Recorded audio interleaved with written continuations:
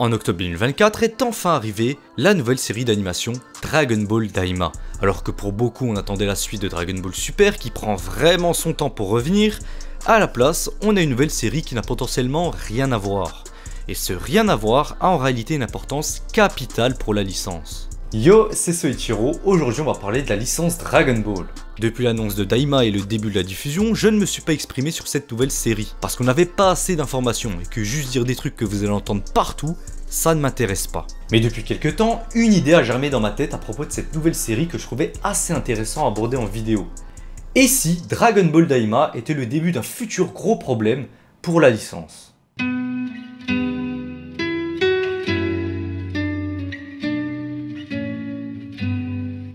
Mais avant de s'intéresser à ce problème, c'est quoi Dragon Ball Daima? Dragon Ball Daima, c'est la nouvelle série d'animation de la licence Dragon Ball depuis la fin de Dragon Ball Super. Et entre Daima et Super, on peut remarquer de nombreuses différences dans la manière de production de ces deux séries. Ce nouvel animé nous a été vendu avec la forte implication de Toriyama dans le développement de cette série, et je ne doute pas de cette implication. On peut la voir avec un retour aux sources en transformant l'ensemble des personnages en enfants, montrant bien une volonté de s'éloigner du côté combat à grande échelle comme c'était le cas dans Dragon Ball Super. Ce retour aux sources peut être très bénéfique pour la licence en apportant de la fraîcheur par rapport à tout ce que l'on a vu depuis 2013, en mettant en avant un retour au voyage pour les protagonistes. Et oui, évidemment que cela s'inspire du début du manga avec Goku et Bulma, chose qui a déjà été faite dans Dragon Ball GT. Avec cette nouvelle série, on peut remarquer un changement dans la manière de production. Déjà, la série a été annoncée aux États-Unis pour une diffusion mondiale, là où DBS n'était pas disponible en direct partout dans le monde. Ça nous montre bien l'intérêt de toucher un plus large public avec la licence. La qualité des épisodes semble elle aussi largement améliorée. La direction de l'animation et le character design ont enfin changé de main pour une série Dragon Ball. Ce n'est plus Tadayoshi Yamamuro qui s'est occupé de DBS et de Super Dragon Ball Heroes, maintenant c'est Katsuyoshi Nakatsuru. Un grand monsieur qui a énormément œuvré pour Dragon Ball et pour les œuvres liées à Akira Toriyama. Déjà en 1992, il a partagé le travail de character designer pour la licence avec Tadayoshi Yamamuro pour Dragon Ball Z. Il est en partie responsable du design de Bardock dans le TV spécial sur lui, il a ensuite été le character design de Dragon Ball GT, réalisant beaucoup des designs des personnages de cette série. Dans un petit truc pas très populaire dans la licence, c'est lui qui a créé le Super Saiyan 4. Oui, la chose la plus réussie de tout Dragon Ball GT, c'est lui qui l'a designé. Il a aussi participé grandement à la licence, que ce soit pour les produits dérivés, tels que les couvertures de certaines éditions, de certains films, de certains jeux vidéo, et plein d'autres trucs où l'on peut voir son style graphique. Son style est assez reconnaissable, il met beaucoup en avant les lumières sur les personnages et les ombres sont assez bien marquées. Pour les personnages enfants, il aime beaucoup arrondir les traits. Alors que pour les personnages adultes, c'est plutôt l'inverse. Les personnages sont plus rectangulaires, ce qui crée un parallèle entre les deux, que l'on comprend directement juste avec le design. Bref, ce choix d'avoir choisi Katsuyoshi Nakatsuru est une excellente chose pour un nouvel animé Dragon Ball. Cela fait quand même beaucoup de changements par rapport à DBS, et de bons changements. Et pour le moment, d'après les informations qu'on a eues, la série devrait durer une vingtaine d'épisodes. Ce qui est court certes, mais si l'animation est au rendez-vous, que le rythme est bon, et que l'histoire se tient en une seule saison, pourquoi pas? Mais du coup là vous êtes peut-être en train de vous demander c'est quoi le problème avec Dragon Ball Daima? Parce que depuis le début je donne que des points positifs. Eh bien c'est que la licence Dragon Ball a beaucoup de symptômes du syndrome Saint Seiya.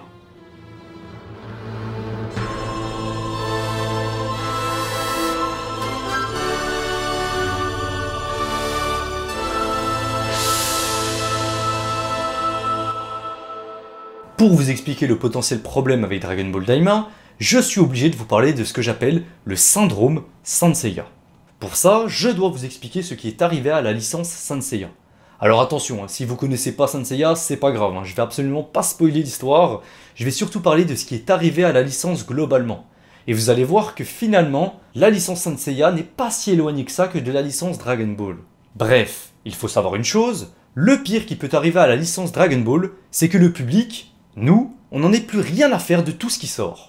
Un petit peu à l'image de Saint Seiya. Saint Seiya est l'un des mangas les plus populaires des années 80. Il est le père fondateur au même titre que Dragon Ball des mangas actuels. On ne compte pas le nombre de mangas qui tirent leurs inspirations de Saint Seiya. Que ce soit l'esprit shonen de ne jamais abandonner qui est poussé à son paroxysme dans Saint Seiya, le pouvoir de l'amour et de l'amitié qui joue un rôle majeur dans l'œuvre, mais surtout, la structure scénaristique des arcs de Saint Seiya a également influencé beaucoup de shonen, l'arc Soul Society dans Bleach ou encore Ines Lobby dans One Piece sont les exemples les plus populaires. Le manga s'est achevé en 1990 avec son arc final, l'arc Hades. L'anime lui s'est terminé en 1989 avec l'avant-dernier arc, l'arc Poséidon, laissant les fans sur leur faim pendant très longtemps, car l'adaptation de l'arc final ne va arriver que 13 ans plus tard. Cette suite va être divisée en 3 parties, avec un film qui va sortir entre la première et la seconde partie. Ce film c'est le Tenkaihen Ouverture, un film se passant après la fin du manga, donc en avance par rapport à l'anime, et qui nous montrait l'avenir de la licence. Et ce film va être un flop. Et quand je parle de flop, je parle de box-office japonais évidemment, mais surtout en termes créatifs. Car la direction du film ne va pas plaire à l'auteur, ce qui va lui donner l'envie de créer lui-même la vraie suite de Saint Seiya, Saint Seiya Next Dimension. En parallèle de ça, on a eu énormément de spin-offs de Saint Seiya qui se sont multipliés depuis et qui se concentrent pour presque tous sur autre chose que Seiya et les autres chevaliers. Sauf que pour l'écrasante majorité des fans, ce qu'on veut c'est voir la suite des aventures de Seiya et des autres, avec un animé à Next Dimension par exemple. Mais à la place, on a tout et n'importe quoi. Des films nuls au possible, un remake en 3D à chier, ou encore des spin-offs que ce soit en manga ou en animé vraiment pas ouf, qui ne se concentrent jamais sur Seiya et les autres. Et concernant Next Dimension, la suite officielle, le manga a commencé en 2005 et il s'est terminé durant l'été 2024, à savoir que la sortie des chapitres a été un enfer. Pour faire simple, en 19 ans, on a eu 118 chapitres, c'est extrêmement peu, mais surtout, on n'a eu aucun animé pour Next Dimension, or c'est surtout les animés qui représentent la vitrine de la licence. On en arrive maintenant à la raison de la perte d'intérêt des fans pour Saint Seiya. Il y a eu trop de spin-offs. Le problème ici avec autant de spin-offs, c'est qu'il y a un risque de perdre les fans en cas de mauvaise série ou en ayant une overdose de contenu qui ne correspond pas aux attentes des fans. Qu'on soit clair, parmi tous les spin-offs, il y a de très bonnes propositions, comme The Lost Canvas qui est le meilleur spin-off que j'ai jamais lu ou vu tout manga confondu, et qui a réussi à se démarquer des autres. Son adaptation en animé a su proposer une vision d'un Saint Seiya actuel. Mais à part cette exception, tous les autres spin-offs n'ont fait que de décevoir au fur et à mesure les fans, ce qui a fait perdre l'intérêt du public pour la licence. Résultat, la licence a perdu l'intérêt des fans pour Saint Seiya, on ne voit presque plus personne parler de Saint Seiya, ce qui fait qu'on n'aura probablement plus jamais de série animée Saint Seiya en 2D comme avant, qui suivrait par exemple les aventures de Seiya et de ses compagnons contre les dieux de l'Olympe, et c'est dommage. Voilà ce que j'appelle le syndrome Saint Seiya. Un manga très populaire des années 80, qui n'a fait que multiplier les mauvaises décisions en allant à l'encontre de ce que voulaient les fans, en proposant toujours plus de spin-offs qui n'ont fait que créer de la confusion et en décevant au fur et à mesure, ce qui a fait perdre l'intérêt du public. Si on revient à Dragon Ball maintenant, il faut savoir qu'avec cette nouvelle sortie, on peut retrouver beaucoup de points communs entre les deux licences. Mais revenons à la base. Dragon Ball s'est achevé en 1995 et a eu droit à une suite, Dragon Ball GT, juste après la fin de l'anime Dragon Ball Z. Cette suite s'est achevée en 1997 avec l'arc des dragons maléfiques concluant assez bien l'œuvre qu'est Dragon Ball. Il va y avoir ensuite une période creuse de 10 ans pour la licence, et c'est en 2008 que Dragon Ball va revenir avec un OAV que vous connaissez probablement, introduisant le frère de Vegeta, Table. À ce moment-là, aucune suite à Dragon Ball était prévue, mais en parallèle, un petit film sans prétention était prévu pour sortir en 2009, Dragon Ball Evolution. Et ce film va être le déclencheur du tournant que va prendre la licence. C'est après l'échec catastrophique de ce film que Toriyama va vouloir redorer le blason de son manga le plus populaire. Et c'est ainsi que le projet Dragon Ball Super va commencer. Si vous avez bien suivi ce que je vous expliquais pour Saint Seiya, on peut clairement y faire un rapprochement entre les deux licences. Déjà, c'est après la déception d'un film que les deux auteurs vont décider de faire une suite à leur manga le plus populaire. On peut aussi retrouver plusieurs types de spin-off avec les mêmes intentions derrière pour les deux licences. Comme des isekai avec Comment je me suis réincarné en Yamcha pour Dragon Ball et Darkwing pour Saint Seiya, mais également des animés prévus principalement pour vendre des produits dérivés, comme Saint Seiya Soul of God avec des figurines et jeux vidéo, et Super Dragon Ball Heroes qui a pour but d'augmenter les ventes de bornes d'arcade du même nom. Et là, ça commence à devenir inquiétant, parce que la licence n'est plus uniquement une œuvre, elle est devenue une marque comme Saint Seiya avec ses spin-offs. On prend juste le nom de marque et on fait tout et n'importe quoi avec. Mais si on revient à Dragon Ball Super, l'anime a commencé en 2015 et s'est achevé en 2018 sans conclusion. Nous avons également eu 2 films qui continuent l'histoire de l'anime DBS, dont un film en 3D comme Saint Seiya bizarrement. Le problème ici avec ces films, c'est que le retour de l'anime n'est toujours pas arrivé depuis 2018. Sauf que ce que veulent les fans, c'est le retour de cet anime. On peut ici clairement faire un rapprochement avec Saint Seiya Next Dimension, qui a une publication chaotique et où les fans veulent juste voir cette suite en anime. Dans les deux cas, on a une publication en manga, mais aucun anime n'est présent pour adapter ce que l'on lit. Même si pour DBS c'est légèrement différent, parce qu'il y a déjà eu un anime. Ce qui les rapproche par contre, c'est cette demande de vouloir un animé. Et alors que la majorité des fans attendaient le retour de DBS, à la place, on a eu un spin-off, Dragon Ball Daima. Et si vous avez bien suivi, c'est presque comme tous les spin-offs de Saint Seiya sortis depuis 2008 après la fin de l'arc Hades en animé. On veut voir en animé la suite officielle, c'est-à-dire Next Dimension, mais à la place, on a des spin-offs. Et pour Dragon Ball, on veut voir la suite en série animée de DBS, c'est-à-dire les arcs Moro, Granola et l'après.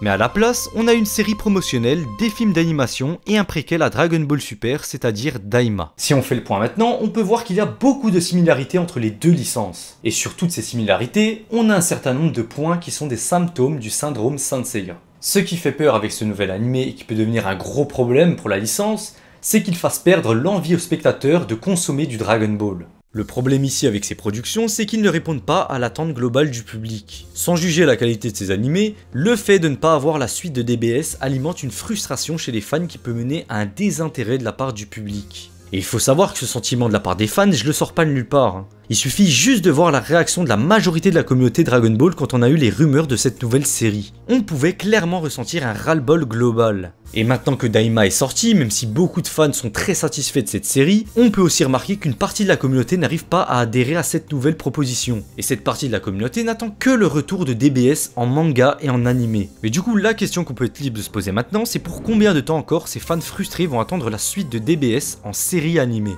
Parce que si la prochaine production c'est un film ou une série qui n'est pas DBS, le risque de perdre ses fans est énorme. Certains vont peut-être penser que j'exagère et que même si cet animé est décevant, les fans continueront à regarder les futures séries et films Dragon Ball.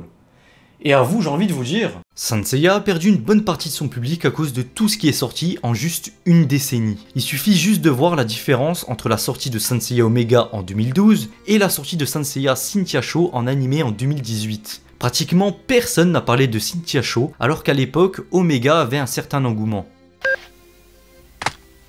Aucun intérêt. Et des exemples comme ça, il y en a des centaines. On est souvent à un film, une série, une saison, un épisode même, pour que le public ne donne plus aucun intérêt à une licence. Et c'est cette nouvelle sortie qui va à l'encontre de l'attente globale du public qui me fait me demander si Daima ne risque pas de perdre le public. La gestion de la licence est tellement silencieuse depuis la fin de l'animé DBS que l'on comprend plus rien à ce qui se passe. Pourquoi l'animé DBS n'est pas revenu depuis 2018 ?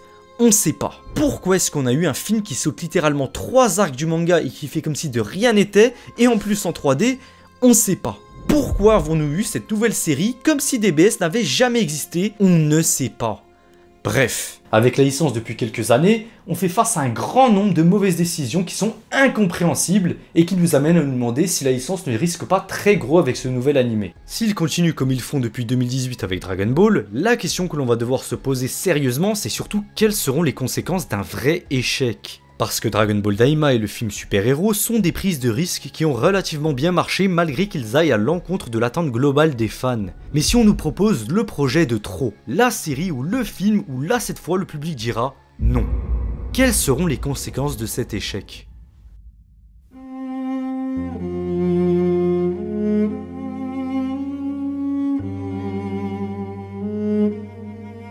Vous savez, les conséquences d'un potentiel échec pour un nouveau film ou une nouvelle série comme ici peuvent être dramatiques pour la licence. Si je reprends l'exemple de Saint Seiya, je vous ai dit que c'est à cause d'un film que l'auteur original a décidé de faire la suite officielle pour effacer ce film. Mais je vous ai pas parlé de ce film en détail. Ce film, c'est le Tenkaihen Ouverture. Un film avec d'énormes enjeux, non pas que pour Saint Seiya, mais pour tout le studio Toei Animation. Et l'échec commercial et critique de ce film a transformé à jamais les adaptations de la licence Saint Seiya. Les conséquences ont tellement été graves que ça a même impacté Dragon Ball. Si je rentre un petit peu dans les détails, ce film est un long métrage qui est sorti entre la première partie et la deuxième partie de l'adaptation en animé de l'arc final. Et il faut savoir que cette première partie de l'arc final a eu droit à un soin très particulier en termes de mise en scène et d'adaptation. On a des idées assez folles comme lier Hades à la mort, créer du symbolisme avec Bouddha et Shaka qui se questionnent sur sa place, ou encore le destin d'Athéna qui a été très bien mis en scène. On ressent bien le budget derrière la saison avec des séquences d'animation parmi les meilleures de la licence. Après cette première partie est sorti le film Tenkaihen Ouverture, qui a lui aussi eu droit à un soin particulier en termes de mise en scène et d'adaptation. Ici, on a affaire à un film plus contemplatif, qui prend vraiment le temps de nous laisser respirer en nous laissant admirer ce monde qui a beaucoup changé depuis la fin de l'arc Hades. Et ce film a été jugé comme étant trop lent par le public. Et il est vrai qu'il a un rythme largement moins effréné que les précédents films Saint Seiya qui allaient très souvent à l'essentiel. Mais c'est plus lent parce qu'il y a un propos qui est développé derrière tout ça. Ici, le film développe surtout des questions existentielles des chevaliers face aux dieux de l'Olympe qu'ils affrontent. Quelle est leur place dans tout ça? Bref, on est pour moi sur l'un des meilleurs films adaptés de manga qui n'a jamais été fait. Mais malheureusement, ce film n'a pas plu et a été un immense drame. Déjà, l'auteur a tellement été déçu qu'il a décidé de faire lui-même la vraie suite de Saint Seiya. Ensuite, le réal du film, Shigeyasu Yamoshi, a été viré alors que c'était l'un des réalisateurs phares de la Toei. Pour vous expliquer vite fait qui est le bonhomme, on parle du monsieur qui a réalisé les magnifiques films 2 et 3 de Saint Seiya et beaucoup d'épisodes exceptionnels de la série, mais également concernant Dragon Ball, il était derrière la réalisation et le storyboard de nombreux épisodes marquants de Dragon Ball Z, pour ne citer que quelques-uns, le 160, l'épisode où l'on découvre la forme parfaite de Cell qui nous fait bien ressentir la supériorité du personnage. Le 232, l'un des meilleurs épisodes de la série, avec entre autres la libération de Majin Buu face à Gohan et Kaioshin, mais surtout, c'est l'épisode du combat entre Goku contre Majin Vegeta, qui possède probablement les meilleures séquences de chorégraphie de combat de toute la série. Ou encore, pour citer le plus légendaire qu'il ait fait, le 95, l'épisode qui est l'un des plus grands épisodes de l'histoire de la Japanimation, car il marque la transformation de Goku en Super Saiyan.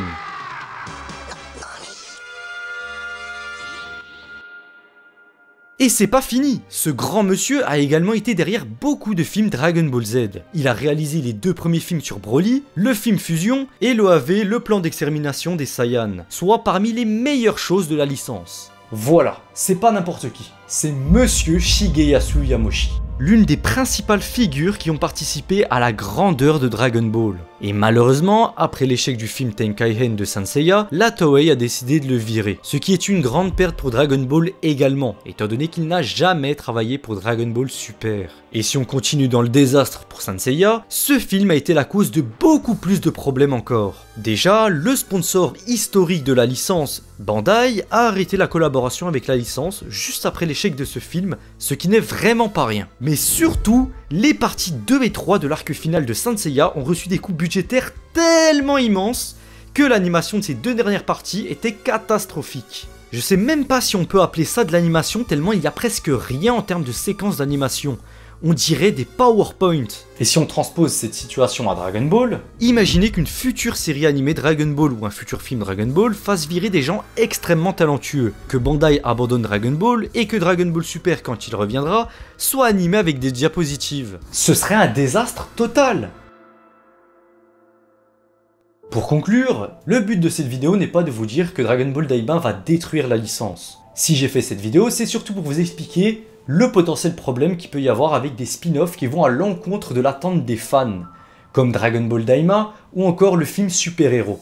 Pour vous dire, quand il y avait des rumeurs pour l'annonce de Dragon Ball Daima, la communauté était en majorité contre. On pouvait entendre sur les réseaux, c'est quoi ce remake de DBGT, on veut DBS, on veut un vrai remake de Dragon Ball. Bref, en majorité, les gens ne voulaient pas de cet animé. Et même si maintenant on peut remarquer que les vestes commencent à se retourner, notamment grâce aux soins apportés à la mise en scène que l'on peut voir dans les premiers épisodes, il faut quand même faire attention. Parce que Daima est une proposition audacieuse. L'objectif est de retourner aux sources avec une histoire centrée sur l'aventure comme au début de Dragon Ball, or ce n'est vraiment pas ce qui a été apprécié dans Dragon Ball GT, ce qui peut décevoir le public. D'ailleurs, en parlant de propositions audacieuses, ce n'est pas la première fois depuis le retour de Dragon Ball que l'on a affaire à des propositions aussi intéressantes. On a notamment le film Super Héros qui est une réelle prise de risque pour la licence, ce qui en fait un bien meilleur film que le film Dragon Ball Super Broly qui fait pas le figure à côté. J'en ai d'ailleurs fait une vidéo entière que je vous encourage à aller voir pour mieux comprendre mon avis sur ces 2 films. Pour revenir à Daima, perso je suis assez content du retour de Dragon Ball en animé,